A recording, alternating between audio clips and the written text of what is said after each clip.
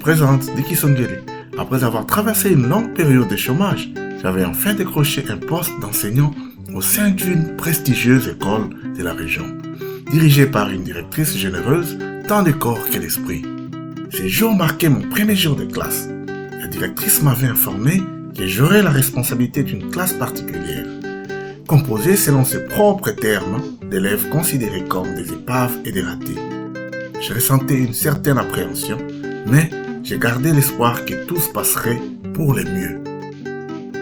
Lorsque j'ai fait irruption dans ma nouvelle classe, il me sembla que le ciel m'est tombé sur la tête. À ma grande stupéfaction, j'ai réalisé que tous mes élèves étaient des visages familiers, soit des personnes que je connaissais déjà, soit des individus que j'avais croisés par le passé. Celui qui m'étonna le plus fut Tekadio Mona, mon ami d'enfance. Nous avions grandi ensemble sous les mêmes toits dans cette modeste bicoque qui avait vu nos rêves d'enfants naître et se briser tour à tour. Pourtant, jamais il ne m'avait mentionné qu'il s'était inscrit dans une classe spéciale. Mais après tout, c'était Tekadio Mona, le surprenant Tekadio Mona. Vous le connaissez peut-être déjà, n'est-ce pas? Aucun autre ne saurait égaler son talent pour m'étonner. Ainsi débuta cette étrange journée dans une atmosphère mêlée de nostalgie et d'appréhension. Bonjour la classe, je m'appelle Diki Songele. Il me semble que nous nous connaissons tous déjà, n'est-ce pas? Mais peu importe, ce détail n'a pas grande importance. Allons plutôt directement à l'essentiel. Subitement, une envie pressante m'envahit. Je voulais comprendre pourquoi un boxeur surnommé Motema Mabe, une célèbre fille coquette tristement renommée sous le nom de Sally la pécheresse, une mystérieuse jeune femme qui, un jour, m'avait si habilement complété alors que je parlais des notes musicales, et surtout Tekadio Mona, avaient tous décidé de prendre, ou peut-être de reprendre, les chemins de l'école. Cette curiosité me tenaillait l'esprit, tant leur présence en ces lieux semblait improbable, presque irréelle.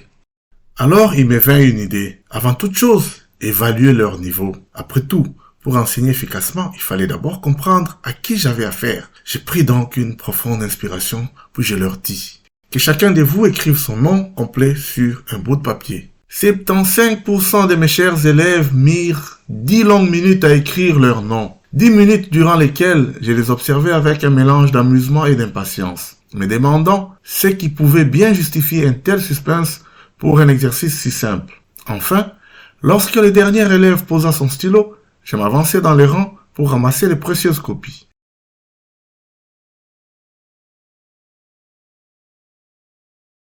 Et comme je m'y attendais, les résultats furent pour le moins époustouflants. Tekadio Mona, je sais que tu es un excellent dessinateur, mais je t'avais pas demandé un autoportrait, seulement ton nom. Un cœur percé d'une flèche. Sally, cela ne peut être que toi, n'est-ce pas? Tout à fait, monsieur. Et ici, un gant de boxe soigneusement esquissé. Évidemment, c'est toi champion, Motema Mabe. Tout à fait. Enfin, un vrai nom. Mifuku Jikumi Miji. C'est vous, dis donc. Oui, c'est bien moi. Cette fille, Mifuku Jikumi, semblait être à première vue l'élève la plus sensée de la classe. J'en avais déjà la preuve lors de notre dernière rencontre, mais aussi là, sous les yeux. Sa feuille, où son nom était écrit avec soin, sans fioriture inutile ni dessin farfelu. J'éprouvais une forte tentation de lui demander ce qu'elle faisait dans cette classe si particulière, entourée de camarades dont les niveaux semblaient avoisiner les zéros absolus. Mais je me retins. Il n'aurait pas été pédagogique, ni même respectueux, de poser une telle question devant ses camarades, qui auraient sans doute interprété mon interrogation comme un affront. Alors, j'ai choisi de faire les choses autrement.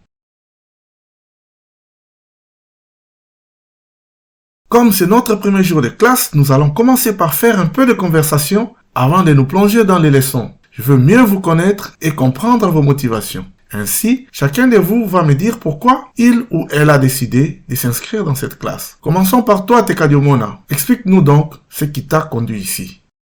Je m'appelle Tekadio Mona Mandiangu. Je suis ici parce que être analphabète à mon âge fait de moi la risée de tous mes interlocuteurs. Je voudrais apprendre à lire et à écrire pour mettre fin à cet épisode cauchemardesque de ma vie. Je vois. Mon nom est Sally Salima. Je voudrais apprendre à lire, écrire et calculer, car en tant que serveuse, j'ai du mal à faire mes comptes.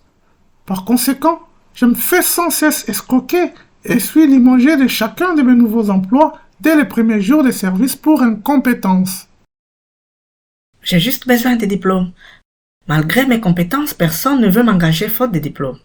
Je suis passionné de boxe et mon rêve est de concourir au niveau international. Cependant, comme je ne sais ni lire ni écrire, mes promoteurs me roulent sans cesse, ce qui empêche l'évolution de ma carrière. Je compte sur vous pour m'aider. Maintenant, tu peux me dire pourquoi les humains ont besoin d'aller à l'école? Pour apprendre à devenir intelligent. Quant à moi, je pense que c'est pour obtenir des diplômes, grâce auxquels nous pouvons décrocher un bon emploi et devenir riches. C'est ce que mon père me répétait sans cesse. Si seulement je l'avais écouté. Moi, je pense que nous allons à l'école pour développer notre intelligence, car nous naissons déjà avec une certaine intelligence. Ces élèves déjà âgés partageaient au fond la même motivation que moi, obtenir un revenu qui leur permettrait d'accéder à une vie plus aisée. Cependant, leur état était tel qu'il me faudrait développer une stratégie spéciale pour leur insuffler la motivation d'apprendre malgré leur âge. Une idée vague me traversa l'esprit. Je pouvais faire d'une pierre deux coups. Enfin, je crois que vous avez tous un peu raison. Au fond, vous avez besoin d'apprendre et de développer votre intelligence, mais par-dessus tout, vous avez besoin d'une autonomie financière et peut-être même plus que cela. Je vous propose que nous formions une équipe où nous serons tous gagnants, chacun jouant un rôle spécifique selon ses atouts. Cependant, l'apprentissage restera au centre de toutes nos activités. Voici ce que nous allons faire. Pendant que vous continuerez à venir en classe pour apprendre à lire et à écrire, je deviendrai l'agent de Moté Mamabé. Je vais vendre son image et lui trouver des contrats sérieux. Tekadiomona, tu seras son préparateur physique sous ma supervision. Midji, tu seras la secrétaire de l'équipe. Sally, tu seras chargé du marketing. Est-ce que cela convient à tout le monde? Oui! Voilà un très bon compromis. Nous pouvons danser maintenant. Tekadiomona, on danse pas en classe.